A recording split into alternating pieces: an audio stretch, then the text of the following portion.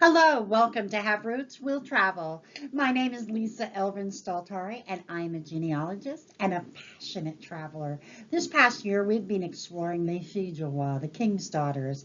Each and every week or episode, we have been really diving deep into their biography, into their impact on New France and on North America. If you like this content, please feel free to subscribe and click on the notifications alert. If you're looking for previous episodes, perhaps featuring one of your ancestors, please have a look at my website, haverootswilltravel.com. In it, I've listed all the links and all of that to previous episodes. I also post on my Facebook group, on my Facebook page, Have Roots Will Travel, whenever I post new episodes.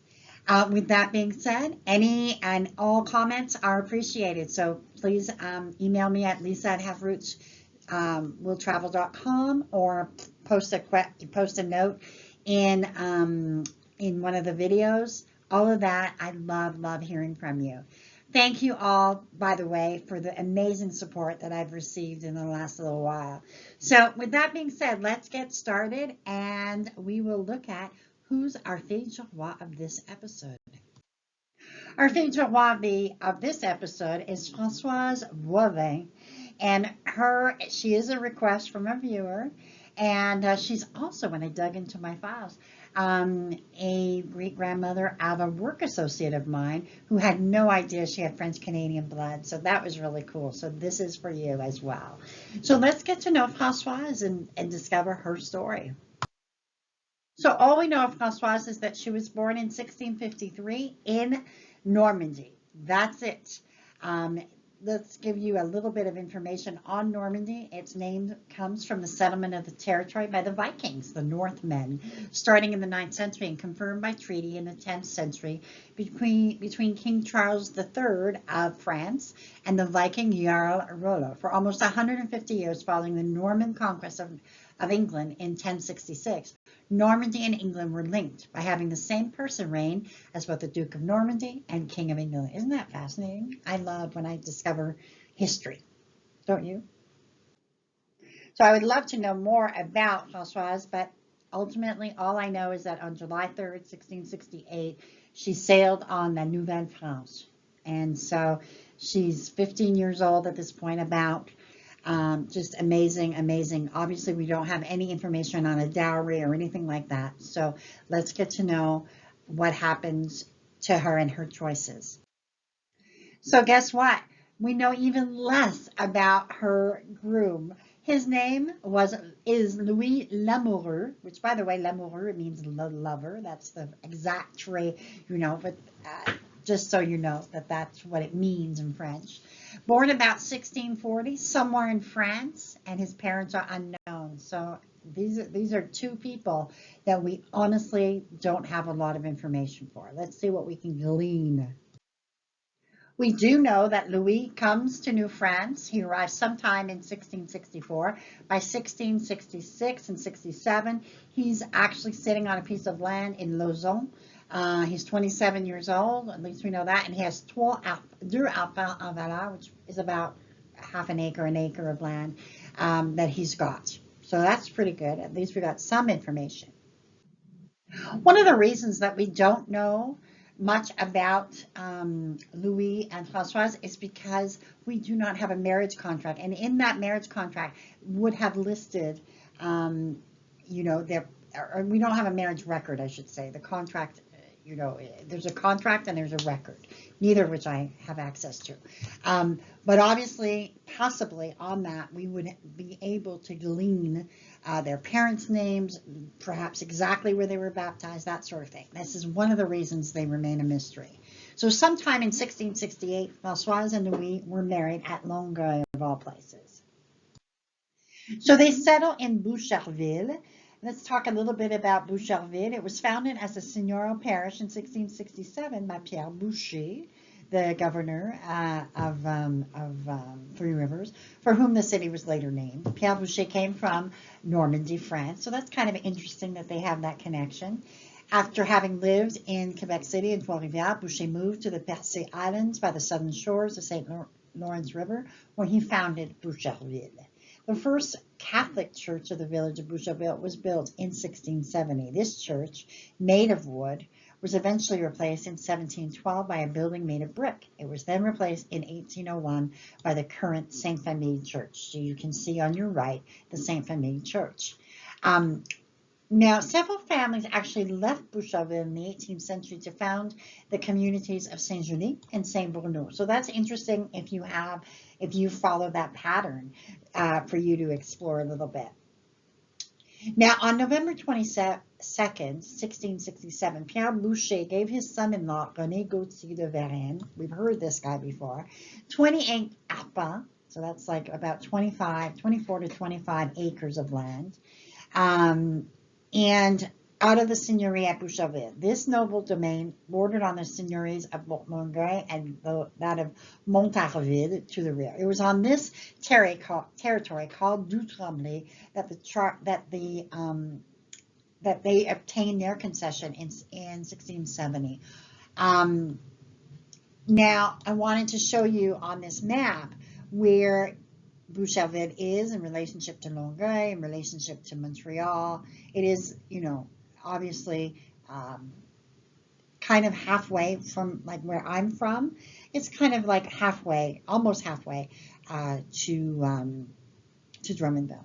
And this is the, the shore of it. You can see pictures of Pierre Boucher. This statue actually on the left of your screen, the middle left, that's actually in Quebec City, but I wanted to include it.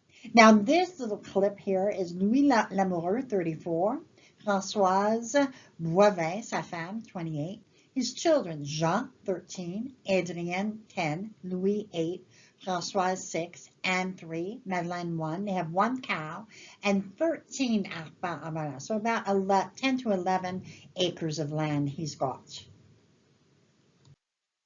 I found this map. It dates from 1724, but I wanted to circle to show you where the land of the Lamoureux would have been.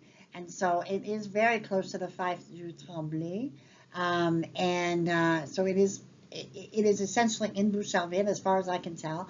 But I wanted to show you that because it's amazing. If this is your ancestry, imagine you can actually figure it out where their land would have been. So I love when I get pieces of information like that. So they would have 10 children in all. Jean-Baptiste married Marie Garot and had 9 children, all of whom made it to adulthood. Adrien married Denise Veronneau and had 17 children, 8 of whom made it. Louis died at 12 years of age. Françoise married Noël Chapelot and had 3 children, all of whom made it. And then she married François Vigier and had 5 more children, all of whom made it. Anne married Nicolas Bachan and had 6 children, 5 of whom made it. Marie-Madeleine married Jean Sicotte and had 7 children, all of whom made it. And then we have Francois, who died at 9 years of age. We have Marie, who we don't have more information for, so possibly she did not marry. I don't have any more information on her. Catherine married Jean-Baptiste Cotineau and had 5 children, all of whom made to adulthood. And Marguerite married Joseph Labelle, but apparently did not have any children. Please let me know if there's any corrections to that. So Louis was buried is buried at the Saint-François des Salles cemetery on the Ile de Jésus, which is essentially Laval. At 45 years of marriage is what they had. That's amazing. He was 73 years old. And Francoise would pass away 4 years later on April 13th, 1717, and was buried at Boucherville. And she was 64 years of age. I do not know why they were buried in separate cemeteries. Possibly, I'm thinking that maybe they explored Ile Jésus together. He dies. She moves back to Boucherville, to live. She's older and she wants to live with her family. So this is what I'm thinking, but I have no other information. So we have some more resources I wanted to share with you. La Société des Filles du Roi, which is a membership and lineage society. When you can prove your lineage to a Fille du Roi, you get a wonderful certificate. There is a cost to joining, of course, but you don't have to be a member to explore their website a little bit. So have a look at it and see if it's something that would interest you. I'm the membership chairperson as well, so if you have any questions, let me know.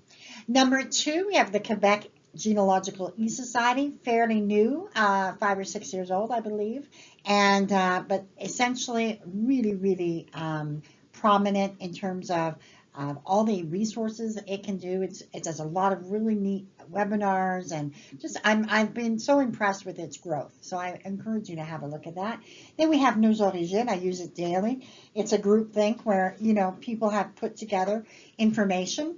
And then we have number 4, Genealogical Quebec, which I call Ancestry.com for Quebecers. It's fabulous. I mean, it's well worth the money. Then we have 5, which is Migration. It's really about Les Filles du Roi and Carignan soldiers. It's got so much information. I kid you not. And I think you can press it's in French, but you can do the Google Translate, that sort of, I think.